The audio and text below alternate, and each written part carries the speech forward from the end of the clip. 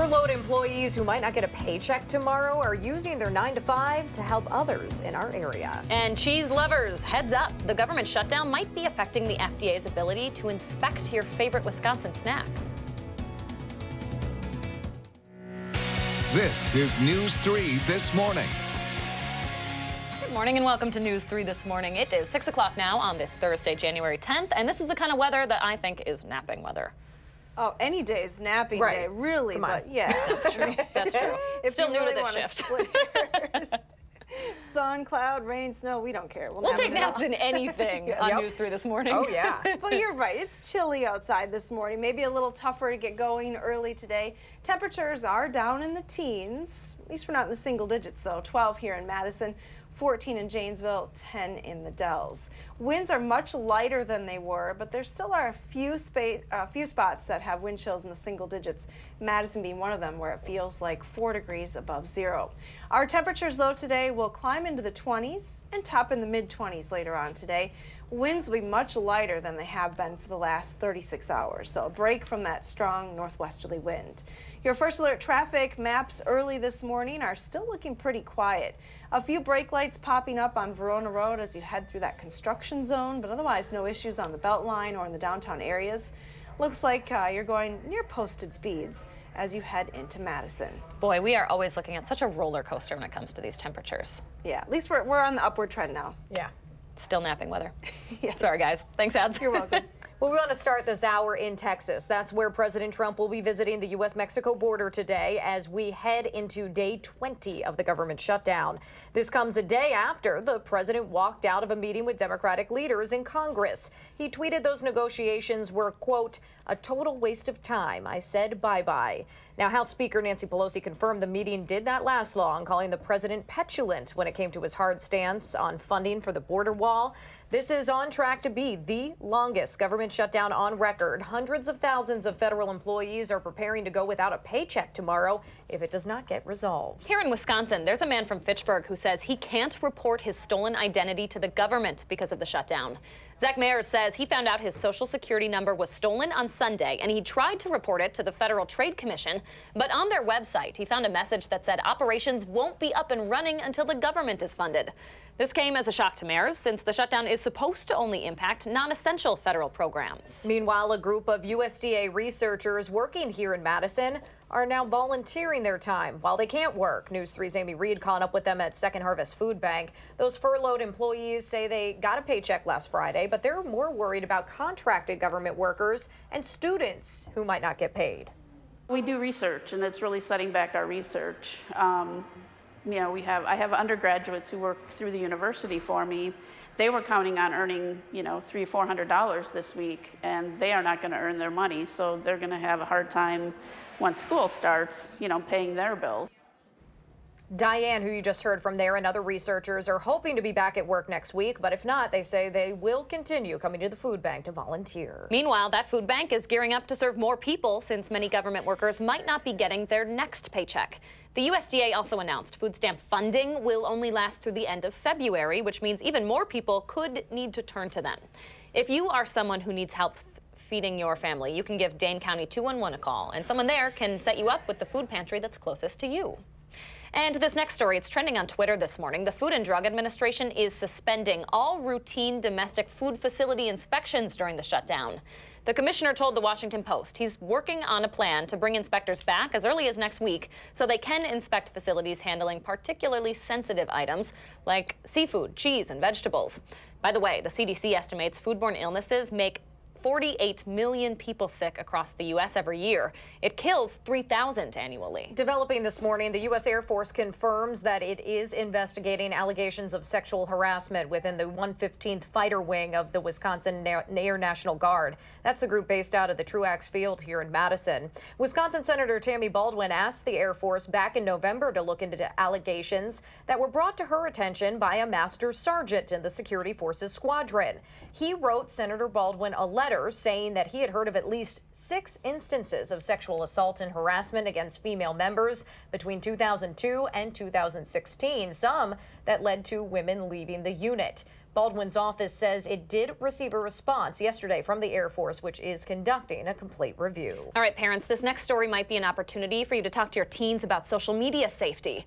A volunteer tutor at Wright Middle School in Madison will be sentenced after pleading guilty to sexual assault. 20-year-old Ella Malik Medina Lopez pleaded guilty in court yesterday. This after a group of students notified the district back in March that they were uncomfortable with his behavior while he tutored at their school. Court documents say he sent hundreds of inappropriate messages, including nude photos on Snapchat. He'll be sentenced in May. 5 after 6 on this Thursday morning, we are continuing to follow a pretty scary scenario where someone living in a house downtown shot at 2 people trying to break in. Those suspects are still missing this morning. This case raises some pretty interesting questions about what homeowners can and should do to protect themselves and their families. Christina Laurie joins us now with some of those answers. Good morning, Christina. Good morning, ladies. It's important to note that legally you can use lethal force to defend your home if you feel like you're in danger of being severely hurt or killed. Now, those protections also extend to the workplace and even to your car. But gun safety training experts say unless it can't wait and your life depends on using that weapon, it might be best to just call 911 and wait for police to arrive in a few minutes. That's because even if you're trained in how to use a gun, introducing it into any situation carries some risk of something going wrong. Now, consultant Brian Lander says there have been examples of guns being wrestled away by criminals. And even if you shoot someone, it may not completely end that threat. It's not like TV or movies where if a person does get shot, they instantly fall down or go flying backwards. A person can still function after being shot and can continue to create a lot of harm. Now, Lander says because of that, people need to be aware of all the possible consequences before they use a gun to defend themselves. With that being said, Lander says people should still be diligent in protecting their homes and families, but he recommends things like making sure you have good lighting outside and that all of your locks work. And again, call the police if something seems off. Yeah, preventative is all, that's the main key here. Takeaway is try to prevent these from even happening in the first place. And no matter how trained you are in using a gun, they stress that police are best handled with these situations. Yeah, well, police spend hours upon hours getting certified and retraining every year to use their guns. So they know what to do in these, scenarios that can happen in 30 seconds. Absolutely. And they're able to remove the emotion from it, which can be hard for us to do if someone's coming into your own home. Yep, absolutely. All right, Christina, thank you so much. Really interesting. It is. All right, 6:07 your time now. Parents, now is the time of year to worry about keeping your kids healthy. We are talking to Dr. Mandira Mehra next about a study comparing the flu shot to the nasal spray and which one might be more effective. Definitely feels like the flu season as temperatures get back down into the 20s today. Hattie's first alert forecast is up next right here on News 3 this morning.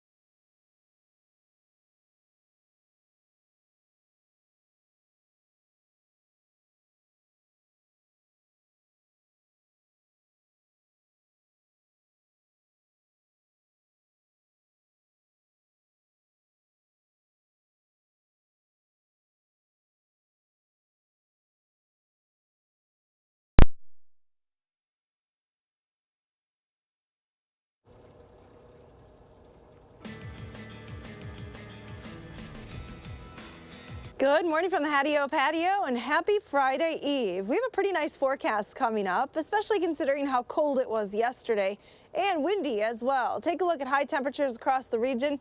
Some spots not even cracking 20 degrees yesterday. It was only 16 in Minneapolis, 14 in Wausau. We did officially hit 20 here in Madison. Just to the south, though, in Chicago and Des Moines, temperatures were a little bit warmer, and that's actually closer to where we'll be today, so not quite as cold today. Watching a little bit of light snow across the region, but there is a noticeable hole in the activity here across southern Wisconsin. Things are pretty quiet. The air is very dry here. You may be noticing the static in your house or with your hair. It's pretty dry around here right now. No precipitation is in our forecast for today.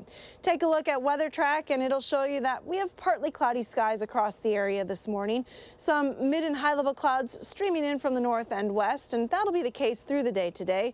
Temperatures, though, even beneath the clouds, are quite chilly. We're starting out in the teens this morning, 10 here in the Dells, 12 in Madison, 14 in Mineral Point, 13 now in Platteville. It could be worse, though. We are going on a very long stretch of number of days that we haven't dropped into the single digits. 329 and counting, to be exact, and that's the longest stretch in history here in Madison. Here's a look at our wind, though. There is a light wind in some spots, making it feel like it's in the single digits in just a few areas this morning. Madison is included on that list. It feels like 4 degrees right now. Feels like 3 in Camp Douglas and 6 in Platteville. Your future track forecast model will show you some clouds from time to time, but also a fair amount of sunshine today. Temperatures will be climbing into the middle 20s this afternoon, so definitely a little bit warmer than yesterday. And with a lighter wind, I think it'll feel a little bit better as well. Now through this evening, we stay with clear skies. Temperatures dropping into the teens briefly, then holding steady right around 20 overnight. Look for an increase in the clouds overnight. On Friday, we're looking at a high of 33. Some light snow is possible Friday night into Saturday.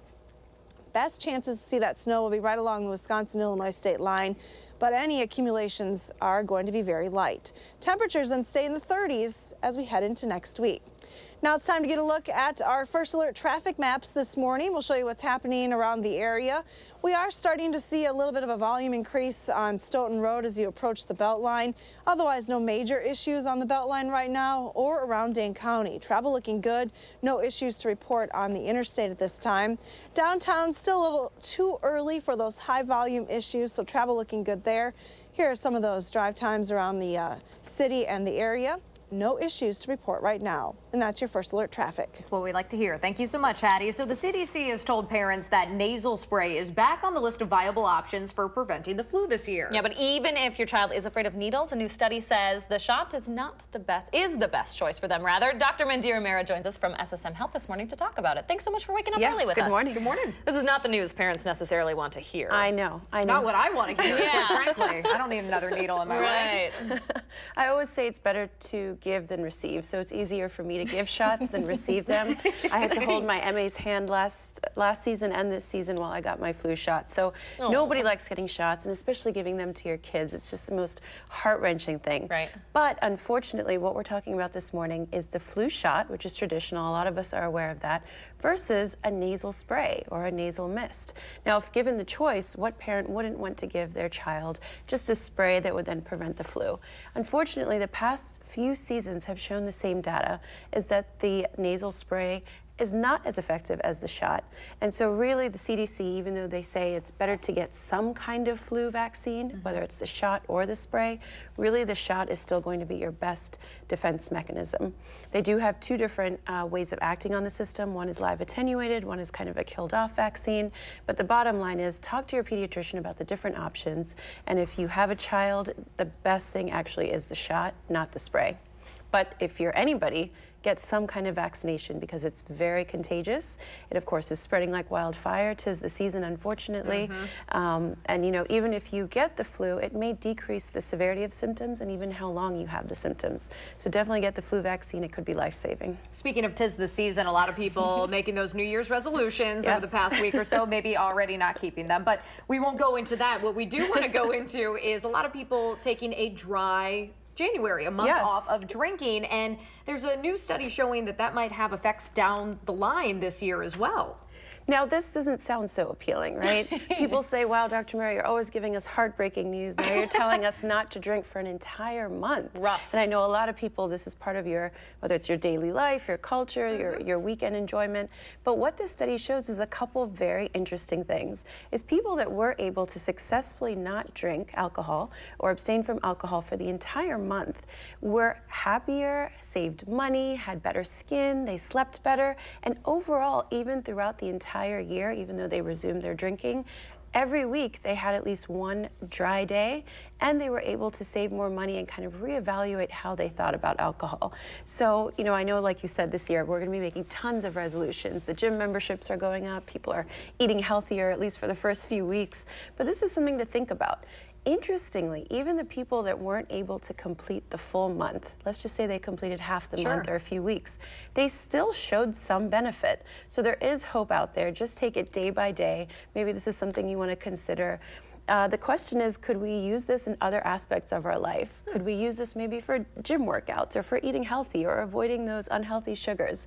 But at least for the study, the time being is a dry January is becoming trendy. It's saving people money. They're overall happy, healthier, have better skin. They're sleeping better. And who doesn't want all of those things? I'm actually doing dry January right now. You I'm doing are? Whole30. How's it going? Minus the dairy. I can't give up dairy. It's going well, and you're saving a ton of money.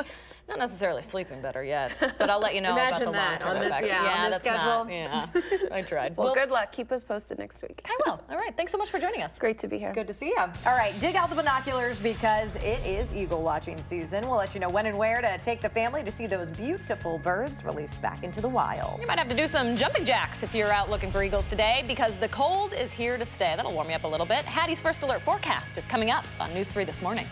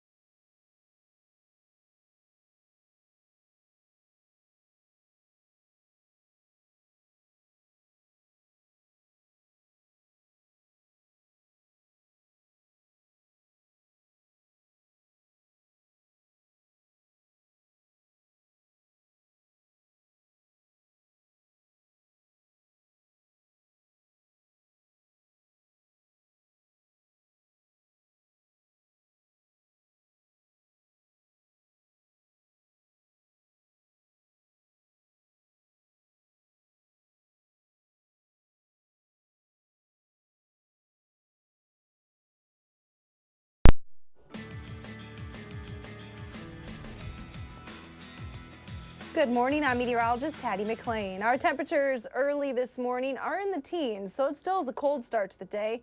Winds are much lighter, though, than they were 24 hours ago. Winds are less than 10 miles an hour, so only a few spots reporting wind chills in the single digits this morning. As you get the kids ready to head to the bus stop this morning, you'll still want to bundle up. Temperatures will be very cold early on, a little bit milder, though, during the afternoon. The sun and lighter winds will help. High temperatures will be in the middle 20s. Have a wonderful day. Thank you so much, Hattie. So some of the warmer temperatures we have been seeing have led to this. I know I've spotted more stink bugs in the house and newsroom lately, and if you're in that boat too, you are not alone. The Journal Sentinel reports that those pests actually wake up from their winter slumber when temperatures get right around 50 degrees like they did earlier this week. That said, they can even get moving and grooving on a sunny, colder day. A UW Extension entomologist reminded the paper that these bugs don't bite, they're not poisonous, but they do, in fact, stink. So if you squish them on your hand, it is not a smell that is going to wash away easily. Madison, Milwaukee, and the Fox Valley area have all been identified as stink bug hotspots.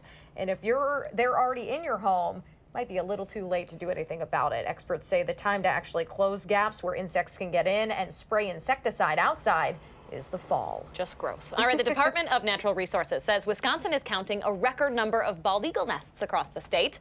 This year, the DNR counts nearly 1,700 functioning nests in its aerial survey. That's up more than 100 from last year, and experts say that number should continue to grow.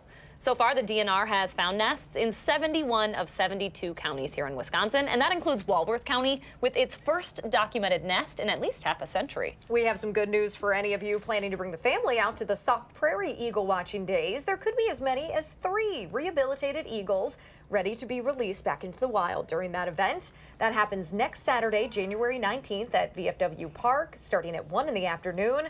Other eagle watching events are happening in the Fox Valley area on January 26th and Prairie du Chien during the last weekend of February. You can just search bald eagle watching on the DNR's website for all the details. Okay, so it feels like we were just talking about deer season and the beautiful buck I missed on day 2. By the way, I still have that scope scar. But Wisconsin hunters are already looking forward to this spring's turkey hunt.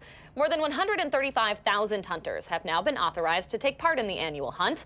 The DNR emailed out postcard notifications to the applicants who were pulled in the annual drawing. But if you didn't get lucky, don't fret. There are still more than 10,000 more licenses available for purchase starting March 18th.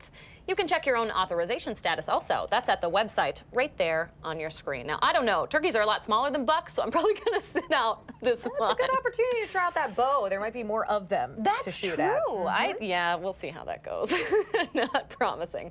6:24 your time now. Our new governor is closing out his first week in office with a trip to northern Wisconsin to learn more about the problems at the state's troubled youth prison. He's still focused on getting public schools more money, and Republicans say they're willing to work with him on that. The news is back in the morning on News 3 this morning.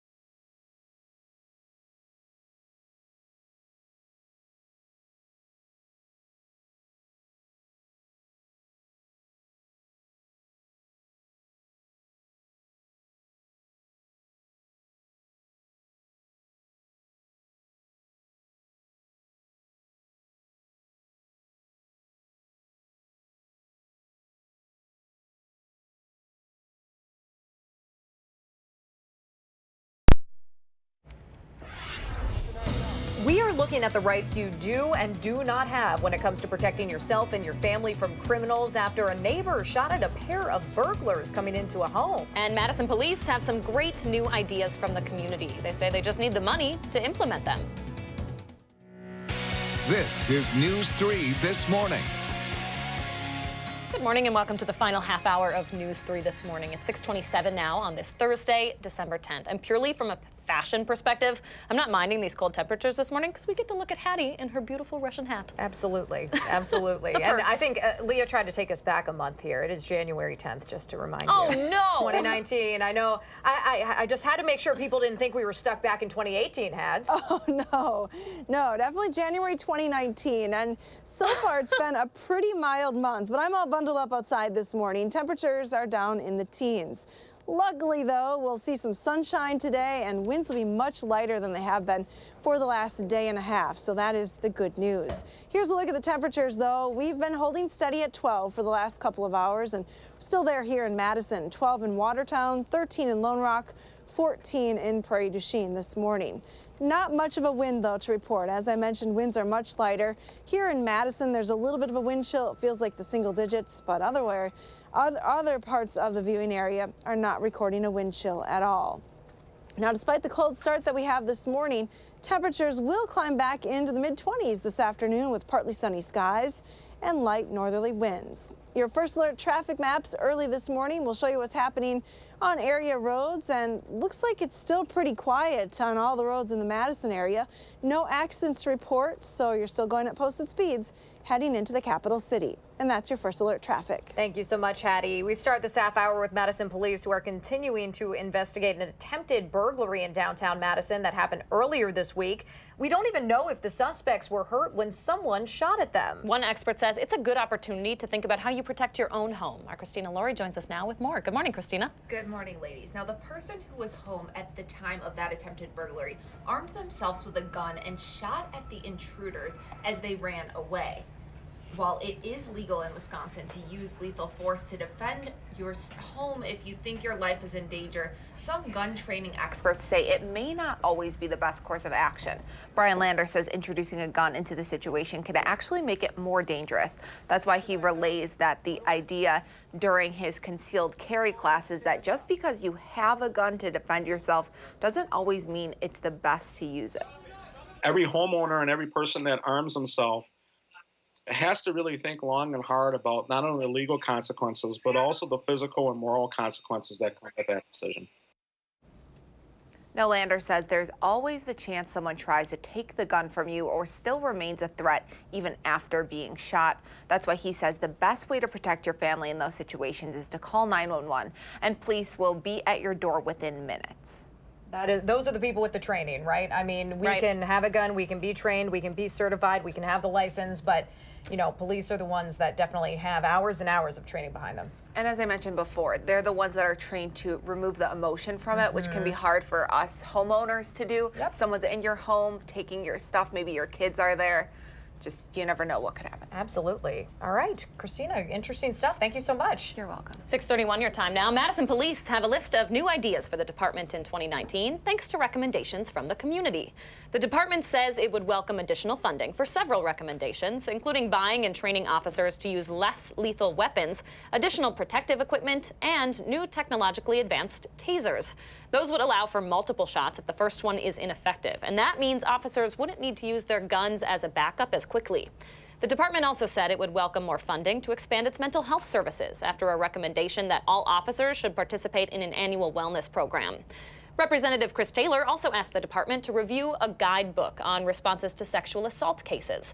The department said it's committed to conducting those investigations in a professional, compassionate manner, but they don't have a problem with reviewing those procedures. Here's a scary stat to consider this morning. Wisconsin is currently ranked 3rd in the nation when it comes to human trafficking, and there's a Milwaukee-based nonprofit working to make sure parents and teens do not forget that. Lacey's Hope Project now has a dozen billboards spreading awareness about that issue. The campaign is called Your Suburbs Are Not Safe. It stresses that sex trafficking can happen anywhere to anyone. One of them reads, "You can order her faster than a pizza." Very scary, though. Billboards will be up through the end of the month. The campaign itself will continue online for the entire year. You may want to check your wallet as you head out the door this morning. There's a warning from Vernon County officials about counterfeit $100 bills popping up in the area. You're seeing an example of one right here. Now, there have been reports of these in places like Muscadet and Richland Center. One suspect has been taken into custody, but multiple police departments continue to investigate. In the meantime, you can check for things like a watermark, raised printing on your bill, and a security ribbon right in the middle of it to prove you have a legitimate 100. All right, to politics now. Governor Tony Evers will close out his first week in office by visiting the troubled Lincoln Hills Youth Prison up in Irma. The governor said in a statement he wants to better understand the problems at that facility. Current plans call for Lincoln Hills and Copper Lake prisons to be closed by 2021. Both have been the subject of lawsuits and scrutiny in recent years. Last year, Governor Walker shut down the prisons in favor of a series of county-run regional facilities. There is a plan to repurpose Lincoln Hills into a facility specializing in drug treatment. Meanwhile, Evers says he is following through on one of his key campaign promises to increase funding for public schools by $1.4 billion. He confirms that provision will be in his state budget proposal, and Republican lawmakers say they're willing to work with the governor on education issues. Governor Evers has certainly had a very conciliatory tone. He wants to work together. I think he's identified some of the key issues that I campaigned on as well. We are going to put together our budget that we created at the Department of Public Instruction. Going forward in the negotiations with the legislature, we can see where the points of intersection are. Governor Evers also announced the creation of the Star Student Program, which allows Wisconsin teachers to recognize their students for their accomplishments. The governor also talking to Attorney General Josh Kaul this week. He's calling for Wisconsin to change our stance in a multi-state lawsuit against the Affordable Care Act. Evers campaigned on withdrawing from that lawsuit, but in the lame duck session, the Republican-controlled legislature created a law that would require legislative approval for that to happen. State Representative Peter Braca has officially resigned from the legislature so he can join Governor Tony Evers' cabinet. Governor Evers picked the Kenosha Democrat to lead the State Department of Revenue. He was sworn into the Assembly on Monday and then turned in his resignation letter later that day. That means Evers can now schedule a special election to fill Braca's seat. 6:35, almost your time this morning, and the city will not consider a proposal for a new high school football stadium quite yet, after neighbors living around there say they need more time to review those plans. We'll tell you more about that coming up in the morning sprint. And I might be confused about whether it's December or January, so let's look ahead to April, shall we? The Brewers are changing up their starting lineup for 2019. We'll share that change up, pun intended, when News 3 This Morning continues.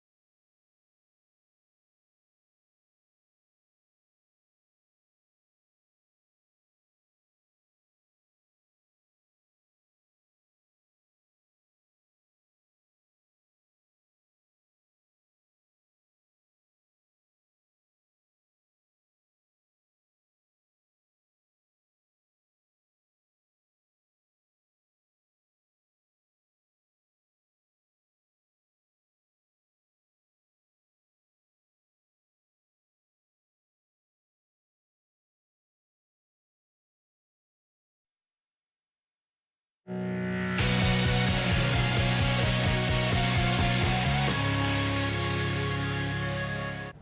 back. 6:38 right now on this Thursday morning, and we always ask you to share your morning with us.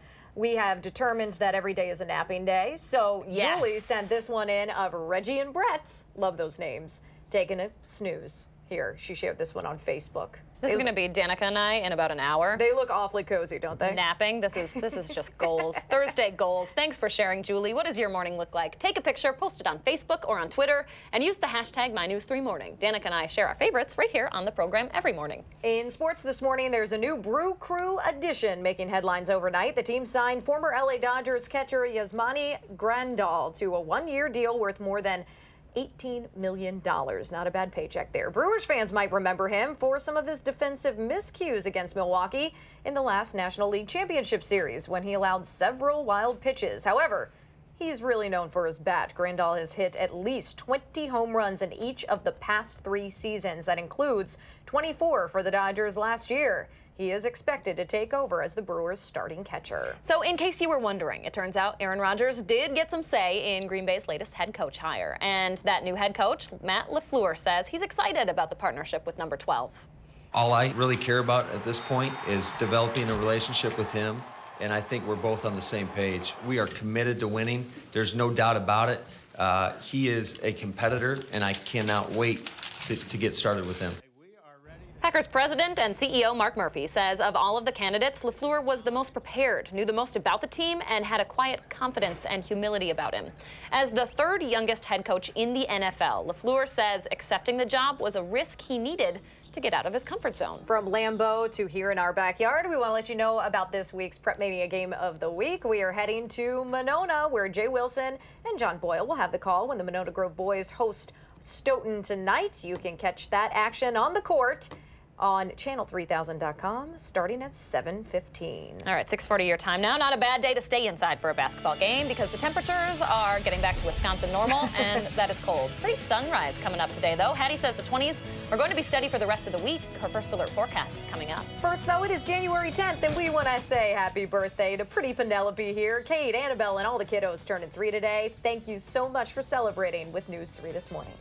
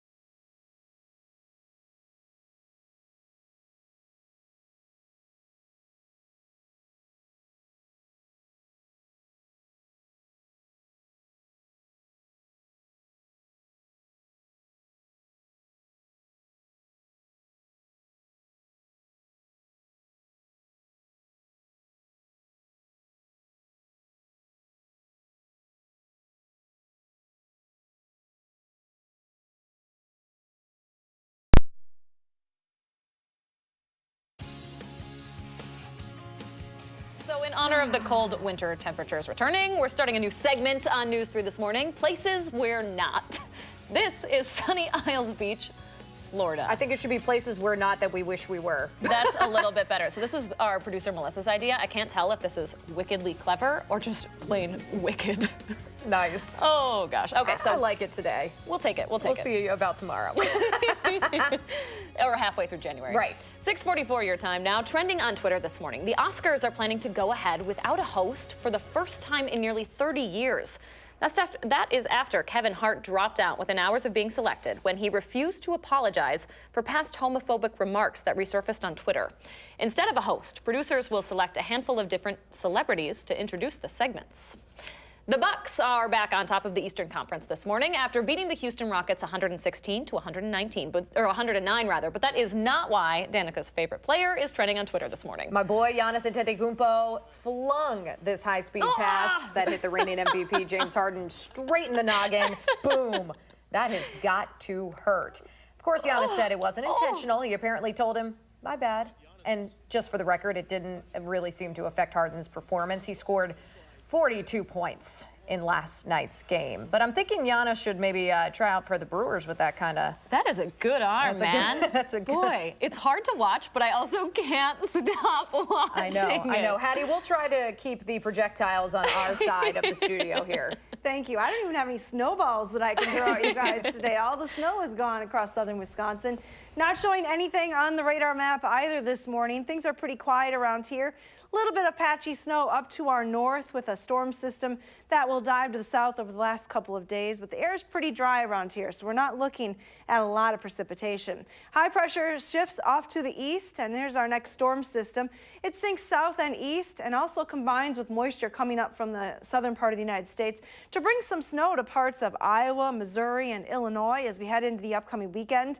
Wisconsin is going to be on the far northern edge of this storm system, so while there is a chance for some light snow in the far southern part of the state, we're not likely to see a lot of snow. Here's a look at the GFS future track starting at 8 p.m. on Friday.